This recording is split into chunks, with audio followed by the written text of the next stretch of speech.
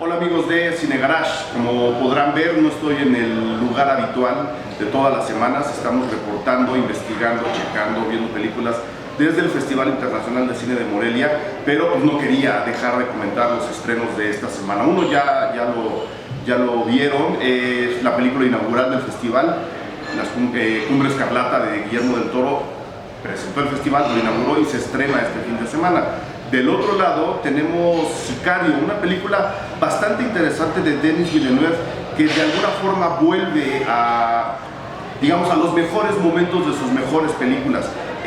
Nada más para darles una idea de lo que podrían revisar del señor Villeneuve. Está Maelstrom, por ejemplo, Polytechnique, se deja 2-3, está Enemigos Idénticos y Sicario, que creo que es la película que más vale la pena mencionar de su filmografía. Estrena este fin de semana, repito, y lo que están haciendo es, bueno, lo que el señor Villeneuve está haciendo en realidad es contar una especie de historia en reversa.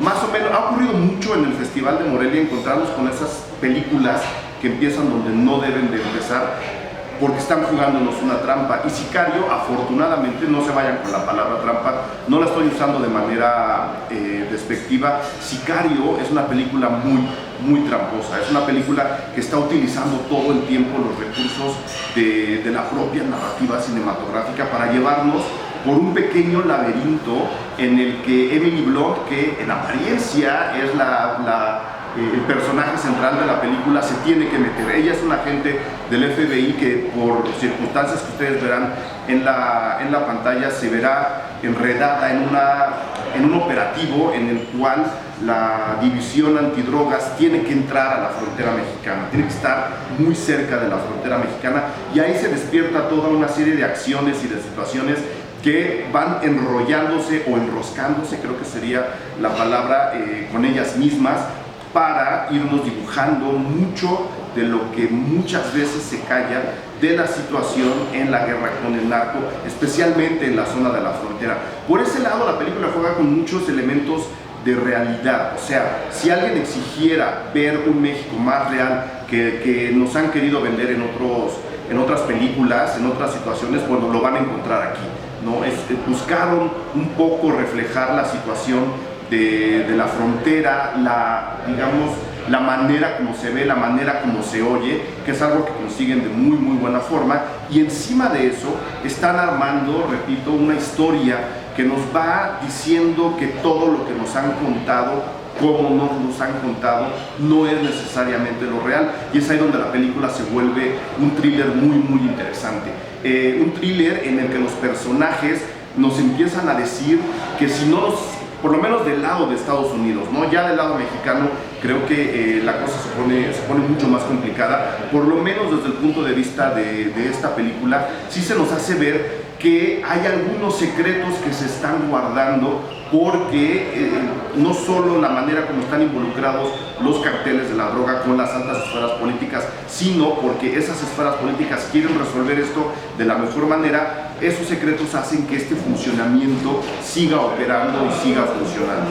Ahora, ¿cuáles son esos secretos? Eso es lo padre de la película, que no nos lo dice, que nos dice muchas veces, pues mira, tenemos que ver cómo están caminando las cosas, tenemos que ver cómo se va desarrollando la información que tenemos en este caso, para ver entonces qué le decimos a la prensa y qué le decimos a los demás investigadores. Yo creo que la película, y bueno, esto ya es una especie de estropeo. Va a haber una segunda parte de la película con Benicio del Toro, que es otro de los protagonistas del reportaje que tiene Villeneuve en la película.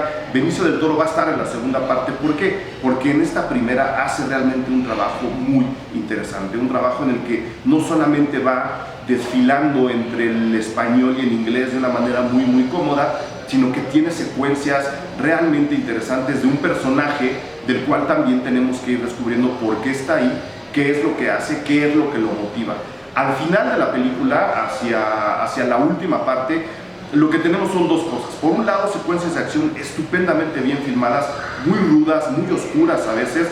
Solo lo voy a poner así: la escena del túnel es un gran ejemplo de cómo se debe filmar una buena secuencia de acción sin que tengamos que ver todo, sin ser obvios, digamos.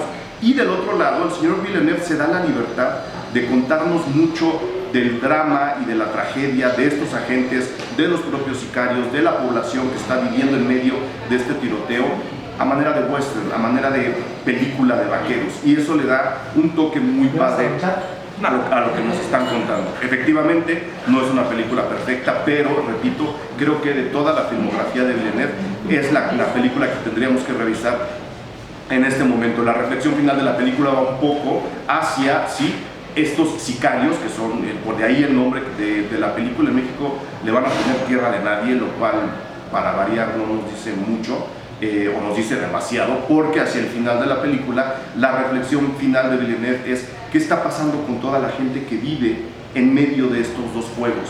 Del lado de los narcos que están tratando de controlar, no sabemos realmente para qué, un territorio específico, y del otro lado el FBI, el Departamento Antidrogas, que están tratando de calmar la situación, no necesariamente de resolverla. Esa reflexión final vale toda la película, que repito, es muy entretenida, es muy emocionante, pero también se los digo, es muy violenta. Ahí se las dejo, sicario.